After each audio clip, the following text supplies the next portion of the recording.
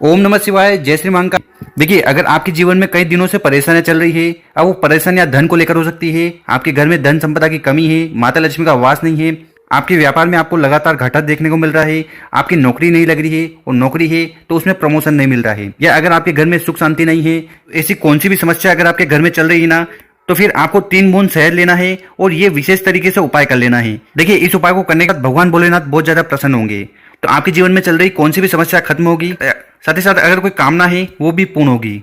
तो गुरु जी की कथा को सुनकर उपाय बताएंगे, उसके पहले इस वीडियो को लाइक कर दें और चैनल को अभी तक सब्सक्राइब नहीं किया है तो सब्सक्राइब जरूर करेगा। तो ये उपाय करना क्यों है? अगर आपकी कोई ऐसी विशेष कामना है, इच्छा है जो परिपूर्ण नहीं हो रही है, जीवन में कई प्रकार की समस्या चल रही है, तो उसके लिए आपको ये विशेषकर उपाय कर लेना है। तो यहाँ पर जो हमें सामग्री लेनी है वो है चावल। ठीक है, चावल के कितने दाने लेने हैं देखिए ये आपके ऊपर है। आप चाहो तो 11 चावल के दाने ले सकते हो या 108 चावल के दाने ले सकते हो ना, और जो भी चावल के दाने लो वो कहीं से खंडित नहीं होने चाहिए। इसके बाद जो अगली सामग्री है वो है शहद। ठीक है, तो 1-2 चम्मच जो छोटी वाली आती है ना, उतना शहद ले लेना है। इसके बाद आपको लेना है दूध, और जब भी दूध की बात हो तो गुरुजी कहते हैं कि आपको ऐसा दूध लेना चाहिए जो केमिकली फ्री हो, मतलब कि पैकेट वाला दूध नहीं होना चाहिए, और आपको लेना है कच्चा दूध। ठीक है, कितना दूध लेना है? तो मात्र 1-2 चम्मच जो छोटे वाले आती है ना, उतना ले लीजिएगा। और दूध को लेने के बाद आपको इस प्रकार से एक स्टील का लोटा लेना है, उसमें जल भरना है। जल भर लिया, इसके बाद जितना भी दूध आपके पास है उस स्टील के लोटे में आपको डाल देना है। इसके साथ आपको लेना है एक तांबे का लोटा, और इस तांबे के लोटे में आपको अपने घर से, अपने किचन से जल भर लेना है।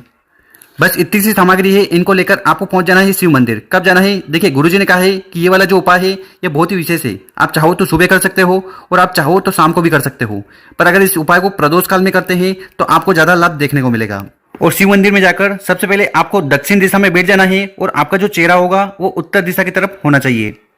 इसके बाद क्या करना है कि आपके पास जो शहद है, ठीक है, उस शहद को आपको अपनी अनामिका उंगली में लेना है। तो स्क्रीन पर आप देख सकते हो ये है अनामिका उंगली, तो इसमें आपको शहद लेना है। और शहद लेने के बाद आपको करना क्या है, ये जो माता का हस्तकमल होता है, कटी भाग होता है, जिनको हम पार्वती माता या दुर्गा माता के नाम से जानते हैं, तो आपको उनके स्थान पर शहद लेकर चारों तरफ शहद लगा देना है।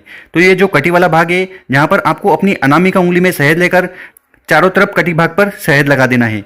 तो ये सबसे पहले आपको करना है। देखिए, इस प्रकार से अगर आप ये शहद लगा देते हो तो इससे माता रानी बहुत ज्यादा प्रसन्न होती है, और आपके जीवन में चल रही कैसी भी समस्या हो या कामना हो उसे पूर्ण करती है।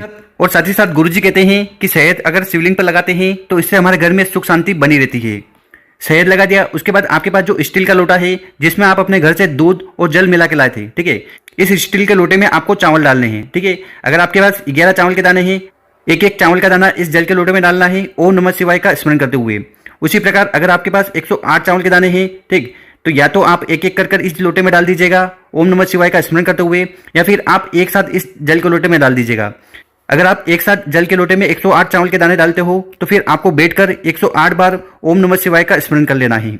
और इसके बाद ये जो दूध वाला जल का लोटा है इसको उठाना है, और इसमें से जल को आपको समर्पित करना है सबसे पहले माता के हस्तकमल पर। तो जहां पर आपने शहद लगाया है, ठीक, वहां पर आधा लोटा जल समर्पित कर देना, और जल को समर्पित करते समय आपको माता पार्वती जी का स्मरण कर लेना है। इसके बाद आधा लोटा जल आपको समर्पित करना है शिवलिंग के ऊपर। ठीक, तो आधा लोटा जल दूध वाला यहाँ पर समर्पित करना है जिसमें आपने 108 चावल के दाने डाले थे, और आधा लोटा जो जल है उसको आपको शिवलिंग के ऊपर समर्पित कर देना है। और यहाँ पर ये उपाय करते समय आपके मन में ओम नमः शिवाय या श्री शिवाय नमस्तुभ्यम का स्मरण चलते रहना चाहिए।